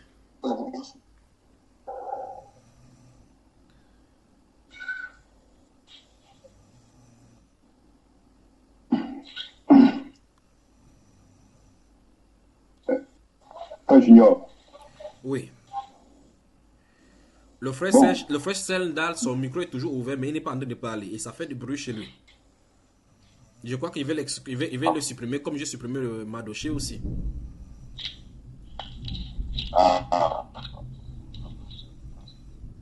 Frère Sendal, daigne fermer ton micro pour qu'on puisse travailler. Celui qui veut parler, ouvre le micro et parle. Parce que votre connexion n'est pas bonne du tout. C'est ouvert. Ok, bon, je vais... Si tu veux t'exprimer, exprime-toi par rapport à la vidéo, quoi. Tu as quelque chose à dire? Moi, non. Non, c'est pour fermer le micro, mais... Attends, tu ne peux même pas fermer ton micro. Oui. Est-ce que tu ne sais pas là où on ferme le micro ou quoi? C'est un peu là le problème. Bon, mais... D'accord, ok, ça va. Voilà. Le frère le frère Angoran était en voie de parler, oui. Oui, Junior. Oui. Bon, moi, ce que je peux dire concernant la vidéo qu'on vient de voir, oui. C'est toujours cette vidéo s'apparente un peu à ce que tu nous as montré le jeudi passé concernant en fait ce pasteur pentecôtiste là. Oui. Ici, ce monsieur dit clairement que dans sa chambre, il a vu en fait cette lumière là qui lui est apparue et il a senti une certaine paix dans son cœur et il avait vraiment cette conviction là que effectivement cette lumière là c'était le Christ. Oui. C'était le Seigneur Jésus-Christ qui lui est apparu. Voilà, et que vraiment il ne ment point. Alors donc ça veut dire que en fait on voit par là que en fait ce qu'il a reçu, l'expérience qu'il a vécue, en fait c'est une expérience réelle. Oui. C'est une expérience réelle qu'on ne peut pas mettre ça en doute parce que lui-même il a la pleine conviction qu'il a expérimenté quelque chose. Et personne ne peut lui dire le contraire de ce qu'il a expérimenté. Oui. Et ça revient à ce que tu disais tout à l'heure, à savoir que le diable donne des visions, et les visions que le diable donne, les visions que l'ennemi donne, sont des visions qui sont réelles et incontestables. Mais le but de cette vision-là, c'est de conduire les gens, non pas à Christ, mais choses comme ça, mais au diable, mais à Satan. Alors donc, voici un peu le cas de ce monsieur-là qui, effectivement, il a reçu cette vision-là, qui est une vision qui est réelle, et il identifie cette personne qui lui est apparue comme étant le Seigneur Jésus-Christ. Oui. Alors qu'en réalité, ce n'est pas le Seigneur Jésus-Christ de la Bible, mais c'est en fait son adversaire, son ennemi, qui est en fait le diable, qui est Satan, qui s'est présenté à lui sous une apparence du Seigneur Jésus-Christ. Oui, là, et ça revient à ce que l'apôtre dit clairement. Oui, là, frère Olivier, je te pose la question, sur quelle base, en voyant sa vidéo, tu dis que celui qui lui est apparu est son adversaire? Comment, dans quel élément peux-tu utiliser pour dire que dans sa vision, ce n'est pas Jésus? Puisqu'il le dit, il est sérieux. Mais quand ce monsieur-là se fait appeler Loba, bon, Loba, je ne sais pas, mais il semble que Loba, ça se rattache à Dieu. Voilà, donc il s'est fait appeler Loba, donc il s'est fait appeler Dieu. Donc ça montre que ce monsieur est dans le faux. Voilà, il a usurpé la place du Seigneur Jésus-Christ, qui est Dieu. Donc, la vision qu'il a reçue, vraiment, moi, je ne peux pas croire que cette vision-là vient de Dieu. Je crois que cette vision est réelle. Oui. Puisque, comme tu l'as dit dans les Écritures, tu nous as conduit dans les Écritures, tu as montré effectivement que de même que Satan donne les visions, Dieu également aussi donne des visions à ses serviteurs pour nous connecter à lui. Pour nous connecter à lui et pour nous révéler sa pensée, son plan, son dessein à notre égard. Et aussi par rapport à ce qu'il a prévu pour l'homme. Alors donc, si réellement cette vision-là venait véritablement du Seigneur, cette vision allait le connecter au Seigneur Jésus-Christ. Et tu ne peux pas être connecté au Seigneur Jésus-Christ tout en revendiquant le titre de Loba qui est un titre qui appartient à la divinité. Oui. Voilà, donc c'est sur cette base-là que moi je dis clairement que cette vision ne vient pas de Dieu, mais ça vient de Satan. Oui. Quoique cette vision est réelle et incontestable. Mais j'aimerais que toi-même tu fais le commentaire par rapport à ce qu'il a dit. Il dit que cette présence-là lui a dit, dis-le. Et il savait effectivement de quoi il était question, parce que la présence n'a pas besoin de lui dire que je suis Dieu, et ainsi de suite. Et il a fini par dire que Père, il l'appelait Seigneur, Père et Dieu. Donc il a reconnu dans cette vision-là que Jésus-Christ est Dieu et Père. Mais aujourd'hui, il enseigne le contraire, en prouvant clairement que Jésus n'est pas le Christ, que Jésus n'est pas Dieu, n'est-ce pas?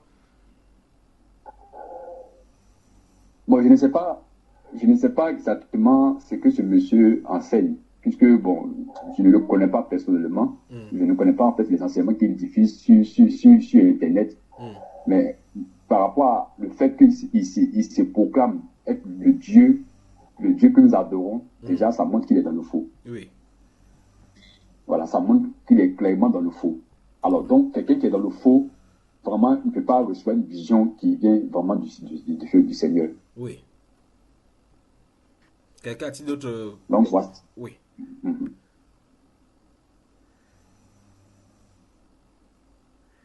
Oui, des commentaires?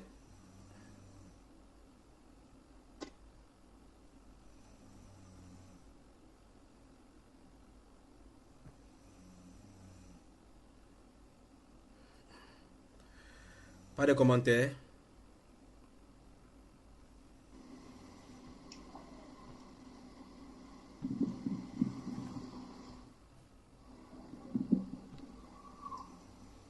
Pas de commentaires?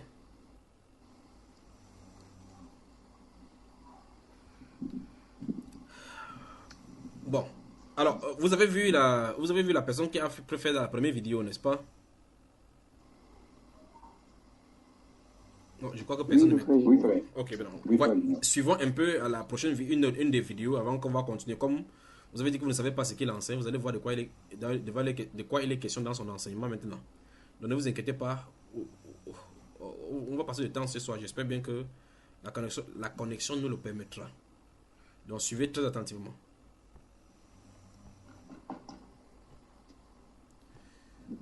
Vous me dites tout simplement si vous le voyez. Vous voyez votre écran? Oui, on le voit. Vous le voyez. Alors maintenant, écoutons. Bonjour à tous, c'est toujours le frère Zloula dans l'émission dans les révélations cachées de la parole de Loba. Je rends grâce à Dieu, le créateur du ciel et de la terre, de ce qu'il est grand, glorieux et redoutable. Je remercie ce Dieu parce qu'il est grand, parce qu'il est tout puissant et de ce qui vit inexplicablement hors de toute réalité. Donc, aujourd'hui, par sa grâce, par sa permission, c'est-à-dire par son esprit, le Mundi Maloba, que les apôtres authentiques ont reçu dans Jean 22. On va vous éclairer en fait par rapport à la personne du Christ. Christ est-il Dieu lui-même ou un être créé? Voilà. Donc vous allez remarquer donc que depuis sa vision et la modification de ses doctrines, il n'appelle plus notre Seigneur Jésus-Christ, il n'appelle plus Seigneur. D'accord? Vous allez donc voir qu'il appelle Christ ou bien le premier-né, la personne du premier-né, ainsi de suite. Suivez-le. Donc, vous savez qu'actuellement, partout dans le monde entier où se disent les congrégations, soi-disant chrétiennes, plein d'entre eux vont à l'église le dimanche, ils vont chanter sous le nom de JC, ils vont chanter sur le Christ, ils adorent le Christ en pensant que le Christ c'est Dieu lui-même. D'autres disent qu'ils n'ont aucune connaissance, les noirs, qui ont été déracinés complètement jusqu'à la moelle, qui n'ont aucune connaissance spirituelle, aucune notion, ils n'ont pas de chromosomes, ce sont des embryons spirituels. Alors maintenant, vous m'écoutez, Côte d'Ivoire dans la sainteté, bonsoir, vous m'écoutez? Bonsoir les frères. Bonsoir frère Junior. Voilà, c'est cette personne-ci qui, lors de la précédente vidéo, à la 9e minute 45 secondes, qui a dit clairement, en prononçant que cet être qui se présente devant lui, lui a demandé de dire-lui. Et il a dit que Père, il a appelé ce Seigneur Jésus-Christ là Père et Dieu.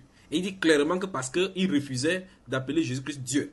Et il a compris qu'il était orgueilleux, n'est-ce pas? N'est-ce pas, mes frères? Maintenant, ici, il a insulté d'autres personnes que plein de gens croient que Jésus-Christ est Dieu. Est Dieu, n'est-ce pas? Pourtant, lui, il a appelé Dieu. Qu'est-ce que vous en dites? Frère Junior. Oui.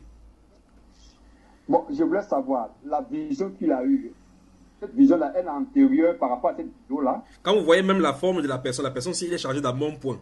De l'autre côté, c'était l'ancienne vidéo. D'accord.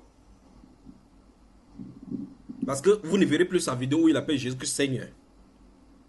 Encore moins Jésus-Christ. Quand il parle de Jésus-Christ, c'est pour insulter les gens qui l'adorent, comme il a dit là. Ce sont des tétards spirituels. Donc, frère Olivier Angoran, vous êtes des tétards.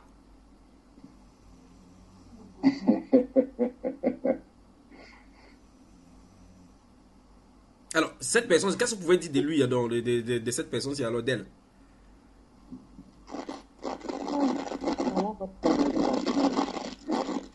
C'est tout, c'est ton micro qui fait ça. Oui. Nous savons que le Saint-Esprit est un. Oui. Et mais si toi tu as reçu le Saint-Esprit, pour lui c'est Mundima Loba. En fait, ce qu'il veut dire, c'est que le Saint-Esprit est constant dans sa logique. Oui. Le Saint-Esprit est vrai. Ce qu'il dit aujourd'hui, c'est ce qu'il dira demain et dans le futur. Mais on constate qu'il dit une chose aujourd'hui et demain il se dédie. Oui. Ça veut dire que ce n'est pas de Dieu. Mais le diable se dit et se dédie. Il vient de dire là qu'il a reçu, il parle par le Saint-Esprit que les apôtres ont reçu dans Jean 20, 22. Le Mudiba Loba.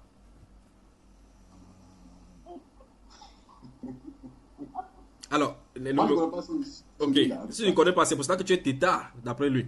Alors, écoutons-le.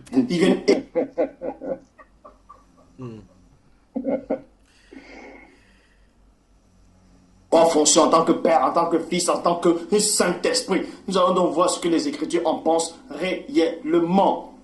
Vous vous souvenez qu'il a dit que c'est quand il a vu ces choses, quand il a prononcé que Jésus-Christ est Dieu et Père, qu'il a compris l'essence même de cette parole-là de Jean 14 qui dit que le Père et moi nous sommes un, que je suis dans le Père et le Père est en moi. Vous vous souvenez de ce qu'il a dit, non? Amen. Et il a bien dit, en regardant son visage, vous allez voir qu'il est sérieux. Et il parlait même avec l'âme et l'émotion.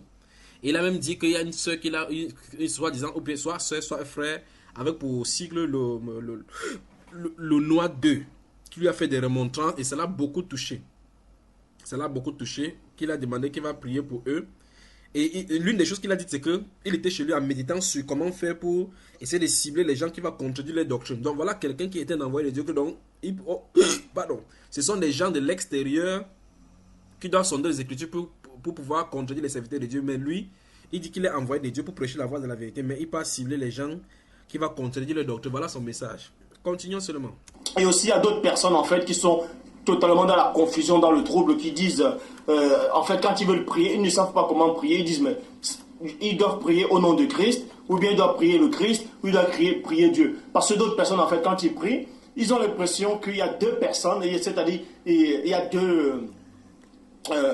ils sentent deux présences, en fait. La présence du Père et la présence du Fils. Donc, ils sont embrouillés dans leur cerveau, ils ne savent plus quoi faire. Bon, le but de cette vidéo, c'est pour vous éclaircir, c'est pour vous montrer qui est qui. Nous allons donc voir durant l'enseignement qui c'est qui est Christ. Est-ce que Christ a été créé? Est-ce que Christ est une créature de Dieu ou Dieu lui-même qui remplit plusieurs fonctions? Parce qu'il est dit dans Proverbe 19:2 que le manque de science n'est bon pour personne. Le manque de connaissance, le manque d'intelligence, que soi-disant ceux qui sont auto-proclamés pasteurs, révérends, bishops, maréchal, apôtres, diacres, diaconesses, hommes de Dieu, n'ont pas. Et dans Proverbe 25:2, la gloire de Dieu est de cacher des choses et la gloire des rois de sonder des choses. Mais néanmoins, il est dit dans Deutéronome 29:29 que les choses cachées sont au Père, les choses révélées sont à vous, sont aux créatures, sont aux humains. Mais ce Dieu terrible et redoutable. Bon, on avance. Dans les annales de la création. Et non, Dieu et moi. au commencement, Dieu a créé l'homme et la femme. Et c'est pour ça qu'on vous dit encore, dans la bonne version ne pouvait pas dire au commencement, puis Dieu dit faisons. Parce que Dieu a créé tout seul par sa divine puissance. Donc, je repars dans Luc, chapitre 18 au verset 19. Dans la Bible des peuples qui dit ceci. Christ lui répondit, parce qu'en fait, il y a un homme qui est venu voir Christ, il a dit, bon maître, hein, qu'est-ce que je peux faire pour avoir la vie éternelle, pour hériter la vie éternelle? Et dans Luc 18, verset 19, Christ lui répondit, pourquoi m'appelles-tu bon? Point d'interrogation. Dieu seul est bon. Dieu seul est bon. Virgule là. Et personne d'autre. Point. Donc, il veut lui montrer par là, en fait. Toujours sort de sa propre bouche, il vous montre, en fait, qu'il n'est pas Dieu lui-même. Voilà. Vous m'entendez maintenant. Donc, ça veut dire que vous entendez que d'après lui, il vient de lire dans ses écritures-ci. Ça, c'est longtemps après qu'il ait fait ses premières vidéos où il a dû voir la vision du Seigneur Jésus-Christ qui vient dans sa chambre en formant d'abord les étincelles, puis la lumière s'est présentée, puis là, cette grande présence était là. Il a vu la grandeur, la puissance dans ses yeux. Il a vu le jugement dans ses yeux. Et cela l'a rendu humble au point où il est devenu tout petit. Il croyait qu'il connaissait. Il a maintenant compris le sens du verset. Il n'avait pas encore compris. Il croyait qu'il avait la connaissance. Et là maintenant, il a de lire un même verset où le Seigneur qui va sortir de sa bouche qu'il n'y a que Dieu seul qui soit bon.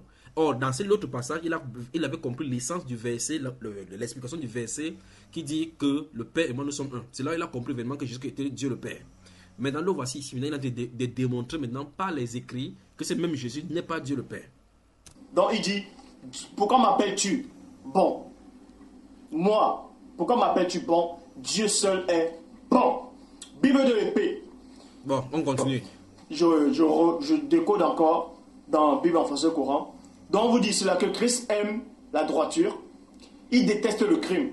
C'est pourquoi Dieu, c'est-à-dire c'est pourquoi Dieu le Père, virgule, le Dieu de Christ, vous voyez, virgule, l'a consacré en versant sur sa tête l'huile de fête et l'a choisi plutôt que ses compagnons. Et d'autres vont aller dans 1 Jean 5,20. 1 Jean 5,20. Parce qu'il y a des mauvaises traductions. Vous voyez comment il joue avec les traductions, n'est-ce pas? Selon que la doctrine ne lui plaît pas ou ça lui plaît. Il pique un peu par-ci. Il va de l'autre côté, il pique. Quand ça ne l'arrange pas, il dit que ça a été faussé. Et quand ça l'arrange, il prend que ça c'est la traduction. Mais subitement, ces mêmes traductions qu'il appelle Bible actuelle ont été traduites et trafiquées par les colons.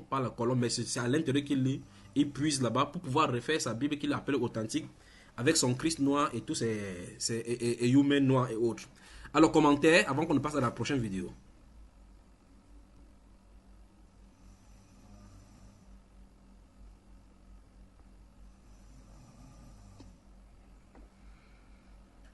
Je crois que les gens, si, je crois que vous êtes fatigués, je crois qu'on doit vraiment... Allô? Oui. Bon, oui, le frère Junior.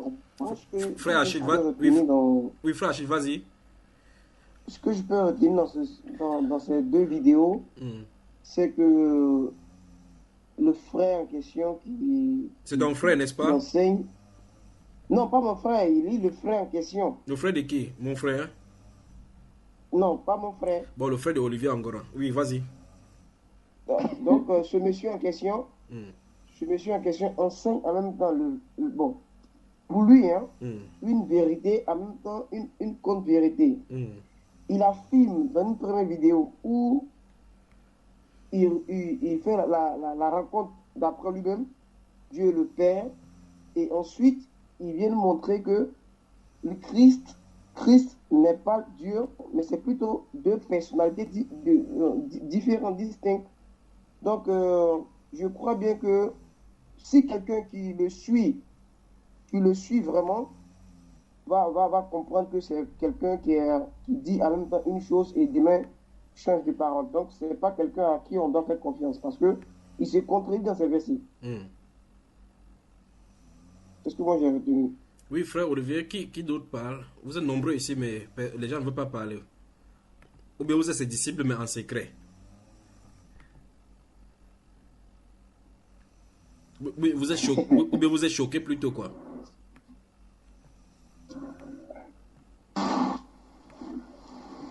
Oui.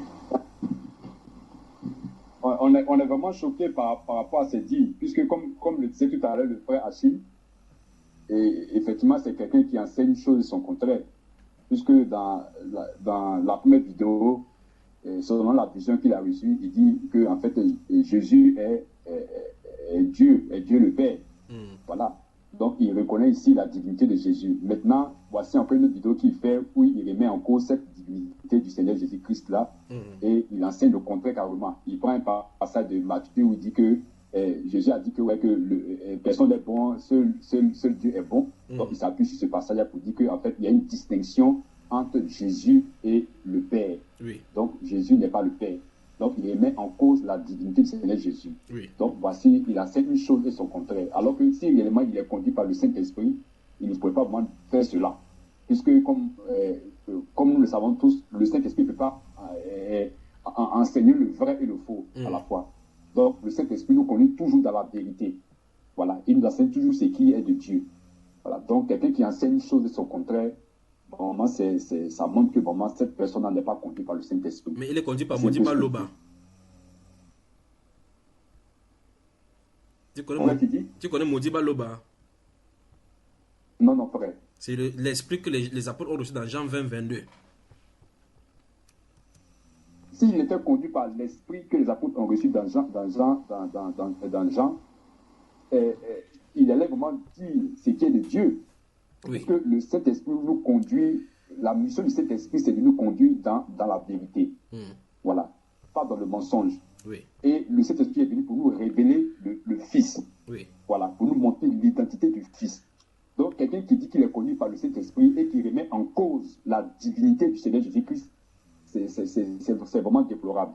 Et ça montre effectivement qu'il n'est pas animé par le Saint-Esprit, il n'est ni conduit par le Saint-Esprit. Il est conduit par quoi, voilà. Alors, frère? Et il est conduit par le mauvais esprit parce que nous savons qu'il y a deux entités comment on dit ça même, qui se combattent ce monde-là. Voilà, il y a l'esprit de Dieu qui est le Saint-Esprit et il y a le mauvais esprit qui est le diable. Voilà, écoutons-le encore. Alors, écoutons-le encore. Et dans le développement de ces passages, alors écoutons-le. Déjà, bonjour à tous. Je voudrais d'abord toutefois remercier le Dieu véritable créateur du ciel, de la terre, de toute chose, de toute forme de vie, de toute particule, de toute existence, de ce qu'il est grand, glorieux et redoutable. Je remercie ce Dieu parce qu'il est bon, parce qu'il est présent et de ce qu'il est calme actuellement. Parce que Dieu observe. Celui dont on nomme Dieu sur toute la terre, il observe les humains, les créatures. Et il voit les manques de connaissances. Aujourd'hui, nous allons parler par sa divine puissance et par le véritable Saint-Esprit dont on fait allusion dans Jean 20-22 que les apôtres de l'Afrique ancestrale ont véritablement reçu. Nous allons parler du Christ, c'est-à-dire nous allons parler de celui dont on nomme Christ dans l'Évangile, celui dont on dit qu'il est arrivé sur la terre il y a 2000 ans en Palestine. Durant l'enseignement, je vais vous démontrer que le Christ qui est arrivé il y a 2000 ans, c'est un faux Christ. Vous avez entendu, n'est-ce pas?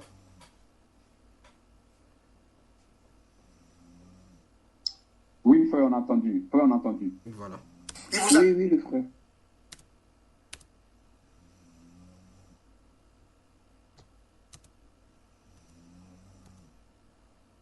Écoutez-le. Durant l'enseignement, je vais vous démontrer que le Christ qui est arrivé il y a 2000 ans, c'est un faux Christ. Il vous a tous séduit. Donc, tous ceux qui prient ce Christ-là, ce Jésus, dans les assemblées, dans les églises, dans vos cœurs, vous faites des DVD, des musiques, vous venez faire des vidéos sur YouTube, sur Facebook, sur Twitter, sur d'autres sites moteurs de recherche, d'autres sites, vous faites des vidéos sur la personne de Jésus. Vous dites que c'est un juif qui est venu il y a 2000 ans. Vous êtes complètement égaré. Alors, sur cette base-là, lui, il est égaré ou bien il n'est pas égaré? Si on prend sur le rapport du fait qu'on sait, on prie c'est Jésus, là, lui-même, il est comment? Mon frère, il est mort enterré. Il est mort enterré. Tu dis comme ça la personne, tu dis comme ça de la personne du deuxième né. Donc après Jésus, c'est lui. Il était à la création à côté de Jésus, à côté de Dieu. Quand Dieu créait tout l'univers, il connaît tous les confins de l'univers. Vous le savez ça? C'est l'embrouille seulement. Mon frère, il s'embrouille. C'est même pas ce qu'il dit. Donc, alors, il vient de dire là que le Christ qui est venu à cela 2000 ans, Si vous croyez à cela, comme plusieurs personnes le prient dans l'assemblée et l'adorent. Et nous avons vu dans le vidéo, ce témoignage, que lui-même, ce même Christ-là, lui a apparu et il a dû adorer, il a prié, et il a même appelé Dieu. Vous avez reçu un esprit de délire. Lui, il avait reçu quoi, étant sérieux, dans la chambre là. De toute façon, écoutez-le dans une autre vidéo. Vous êtes prêts? Amen, amen. Vous êtes prêts au choc? Amen. Écoutez-le. Amen. Écoutez, ne soyez pas pressés, regardez. Allons-y, on y va.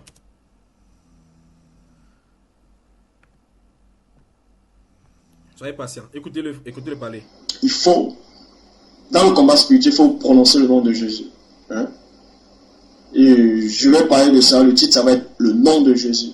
Parce que plein de gens ne savent pas c'est quoi le nom de Jésus, la puissance que ça dégage. Quand on dit au nom de Jésus, il faut, dans le combat spirituel, il faut prononcer le nom de Jésus. Hein? Et je vais parler de ça, le titre, ça va être le nom de Jésus. Parce que plein de gens ne savent pas c'est quoi le nom de Jésus, la puissance que ça dégage. Quand on dit au nom de Jésus, l'utilité du nom de Jésus, c'est un grand bouclier. Le chrétien ne connaît pas sa position devant Dieu. C'est pour ça qu'il ne sait même pas comment utiliser son pouvoir. Et utiliser son héritage. C'est son héritage à lui. Comment utiliser cet héritage? C'est la nécessité du nom de Jésus dans le combat. Dans le combat spirituel, il faut prononcer le nom de Jésus. Parce que plein de gens ne savent pas c'est quoi le nom de Jésus, la puissance que ça dégage. Quand on dit au nom de Jésus.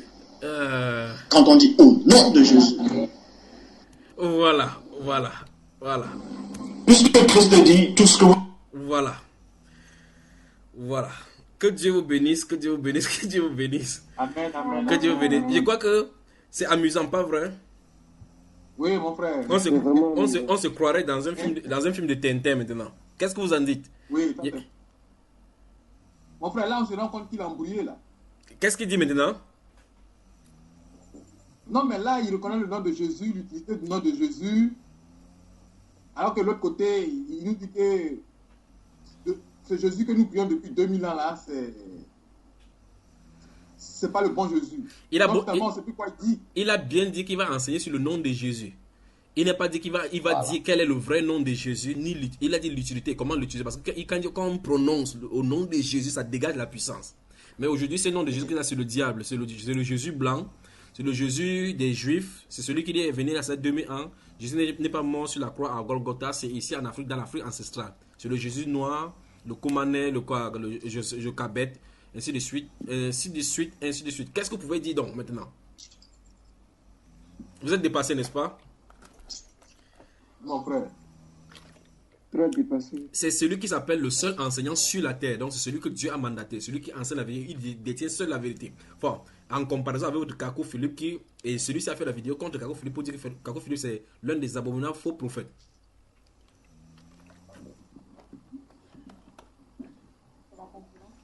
C'est la concurrence des faux prophètes, c'est ça? Qui a dit ça?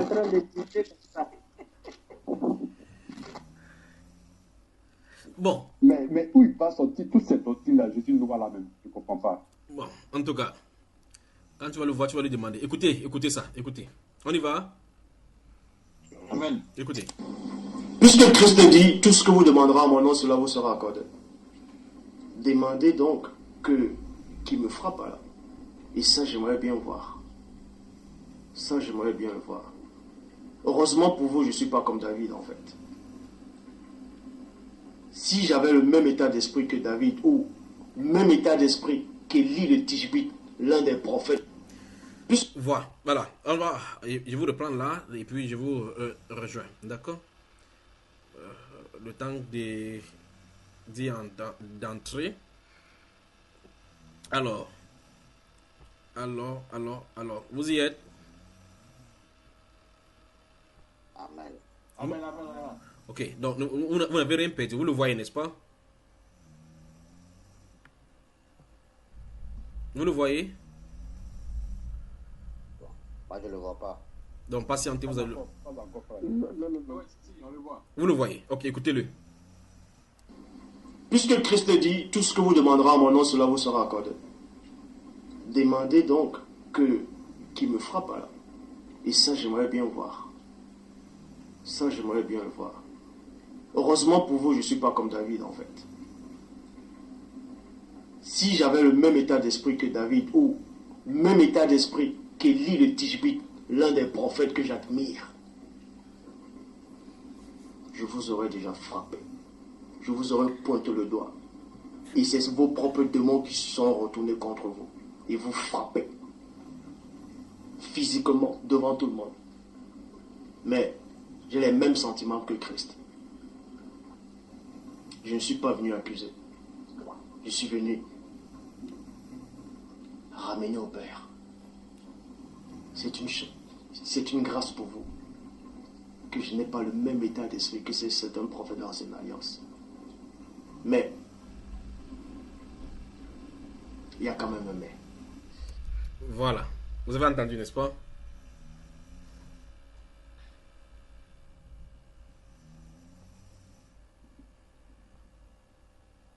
Il y avait des commentaires. Mon frère, là, on entend là, j'ai l'impression qu'il défie Dieu. Puisqu'il a cité Jean 7,7 où il a dit demandez, vous recevrez.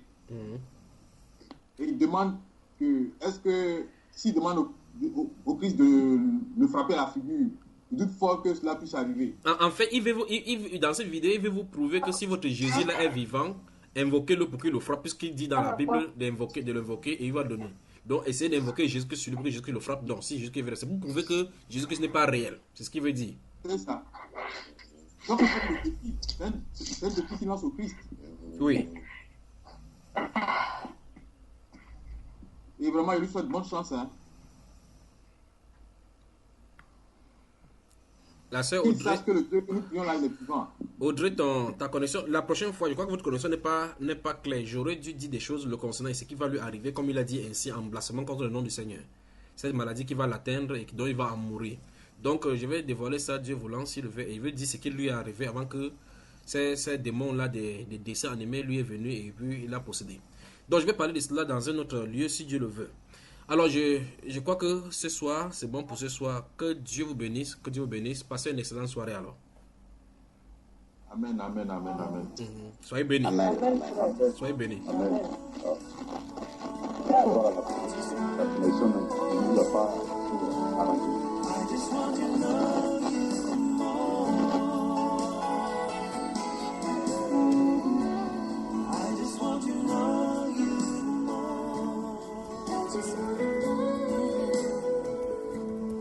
I just want to know you.